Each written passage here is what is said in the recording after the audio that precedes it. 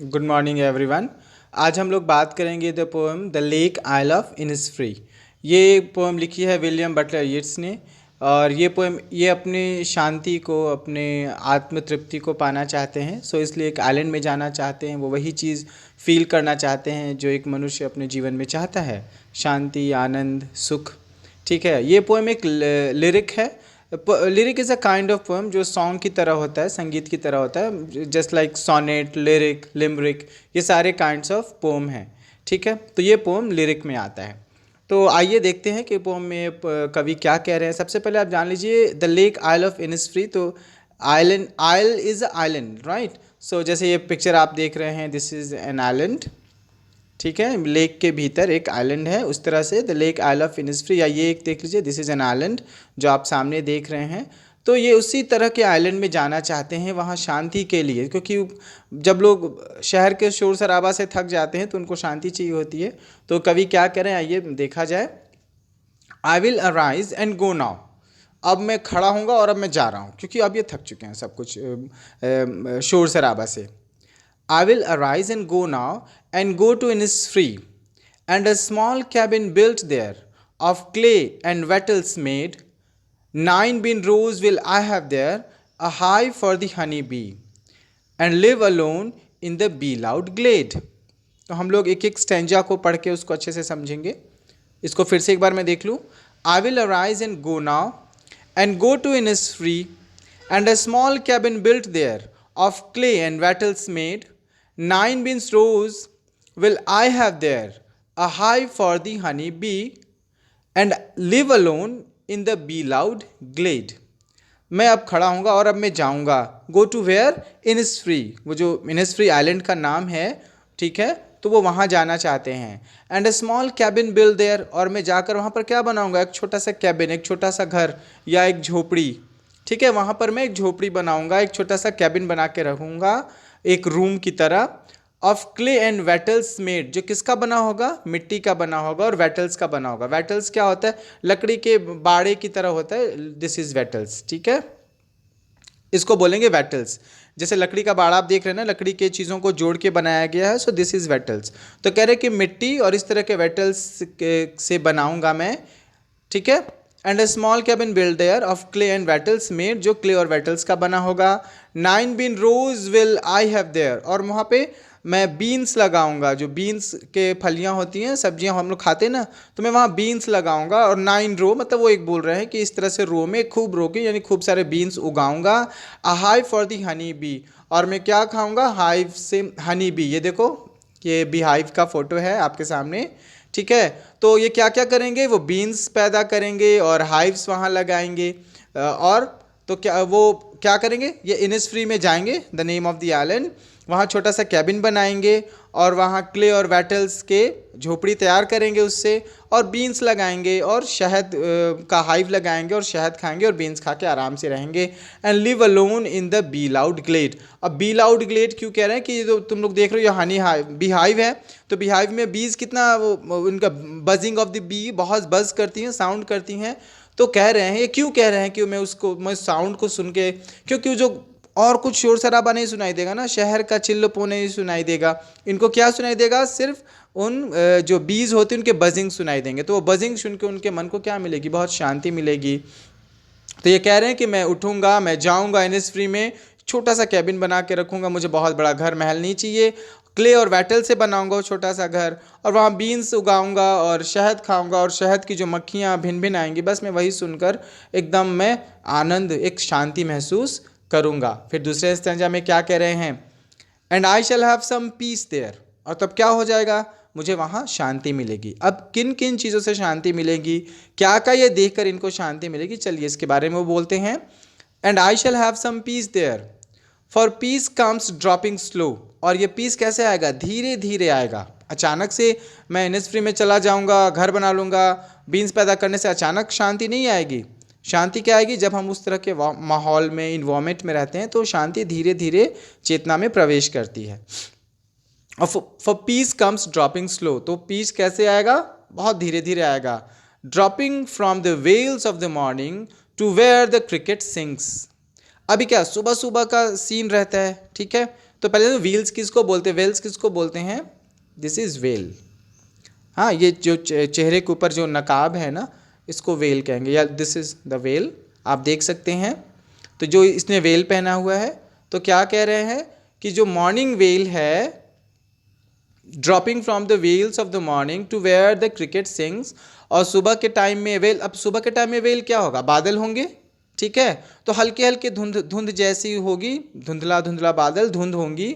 तो सुबह के टाइम में जब सूरज उगने का टाइम होगा, वो धुंध होंगी, to where the cricket sings, और वहाँ पे एकदम भोर के टाइम में जब लालिमा होगी, बादल होंगे, सूरज की रोशनी आ रही होगी, मैं क्रिकेट के साउंड को सुनकर मैं धीरे धीरे मेरा मन शांत होगा। दैट मीन्स क्रिकेट का साउंड सुनूंगा, हनी बीज की बजिंग सुनूंगा, और सुबह का भोर देखकर मेरा मन शांत होगा। क्रिकेट एक तरह का कीड़ा होता है, आप कीड़ा वो देखे होंगे, ये रहा क्रिकेट का फोटो, ठीक है। इस तरह के भी क्रिकेट होते हैं, इस तरह के भी होते हैं, और इस तरह के भी क्रिकेट होते हैं। This is the cricket, the photo of a cricket. तो इनके साउंड को आप लोगों ने, क्रिकेट का साउंड झिंगुर की आवाज़ बोल सकते हैं आप। तो झिंगुर का साउंड आप तो सुनते ही हैं, कैसे होता है वो, मन को कितना शांत कर देता है झिंगुर की आवाज़। या आप अगर आप थोड़ा सा अपने कानों को दोनों साइड से बंद करके एकदम शांत रहें, तो भी आपके भीतर जैसे लगता है कि झिंगुर की आवाज़ बज रही हो। तो वो, तो कह रहे कि वो जो क्रिकेट सिंग्स, जो क्रिकेट गाएंगे, और जो मॉर्निंग वेल जो रहेगा, वो देखकर मेरा मन क्या होगा, शांत होगा।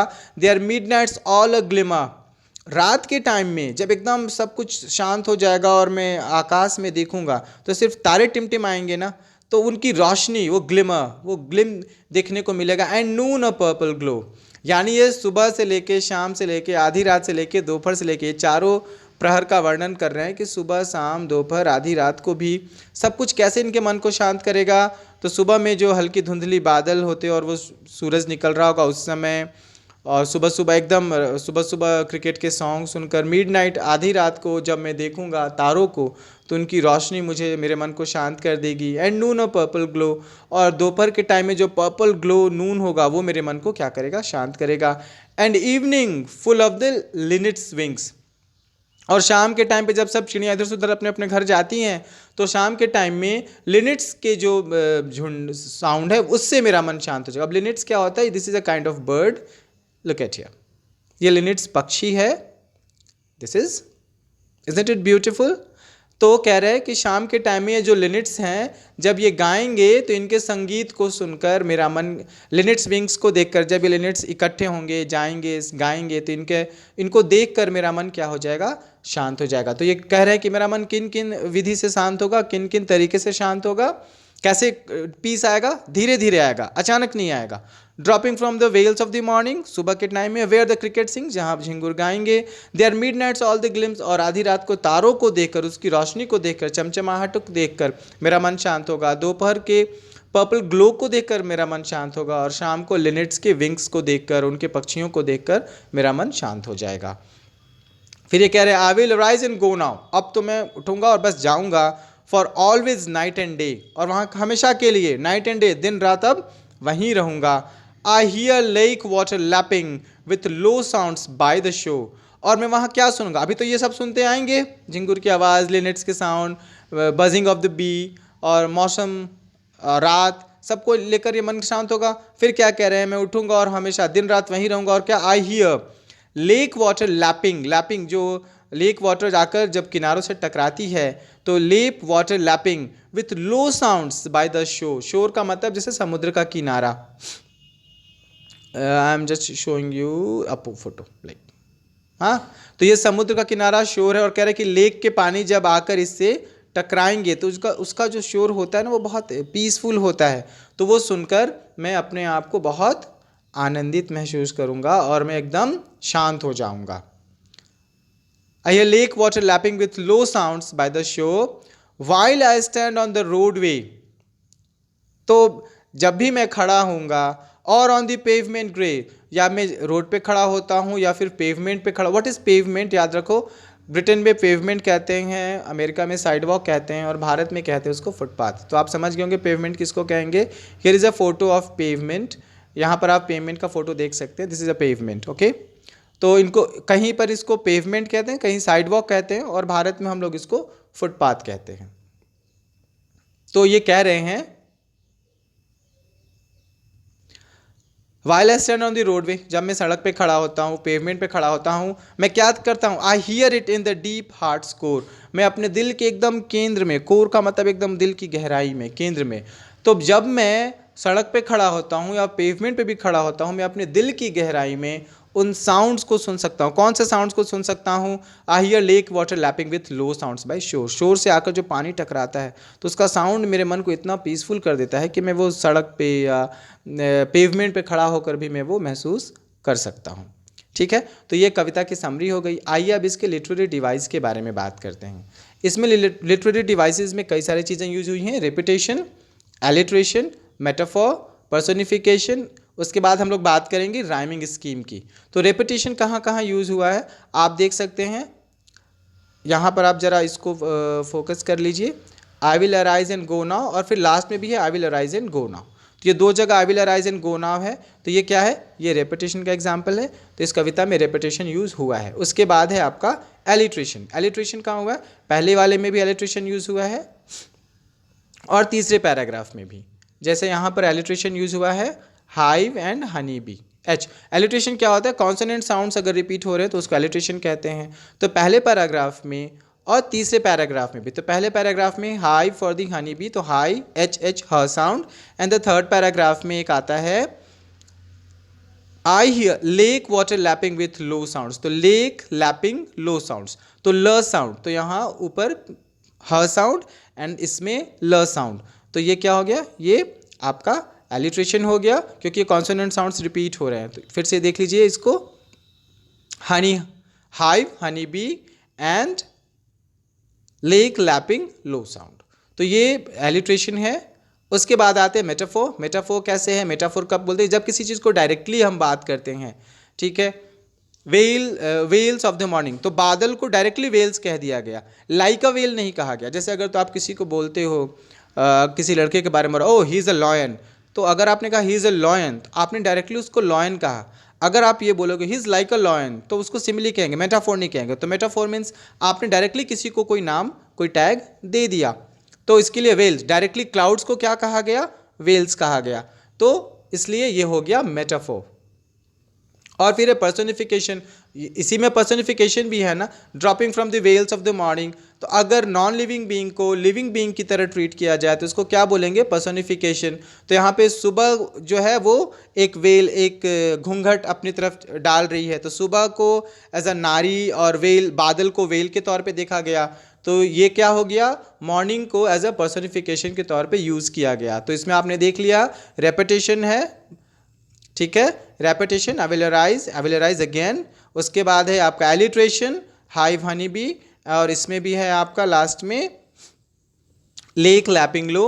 फिर इसमें है मेटाफोर, वेल को बादल, बादल को डायरेक्टली वेल कहा गया, metaphor, personification, veils of the morning, morning को एज अ पर्सन के तौर पर शो किया गया, तो पर्सोनिफिकेशन।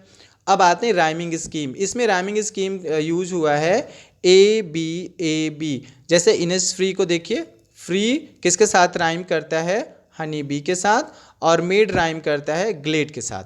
तो इनिसफ्री बी, मेड ग्लेड, तो ये क्या हो जाएगा? इसमें जो राइमिंग स्कीम है वो है ए बी, ये इसका राइमिंग स्कीम है।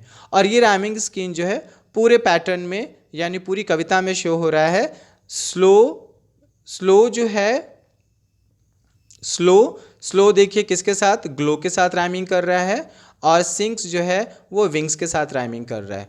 तो स्लो ए, सिंक्स बी, ग्लो ए, विंग्स बी, तो ए बी, तो यहाँ भी राइमिंग सब कुछ शो हो रहा है। ठीक है, तो अभी आपने देख लिया, लिटरेरी डिवाइसेस भी आपने देख लिया, रेपिटेशन है, एलिट्रेशन है, मेटाफोर है, पर्सनिफिकेशन है, और राइमिंग स्कीम भी है। तो आई होप ये कविता आपको अच्छी लगी होगी। तब तक के लिए bye, have a nice day.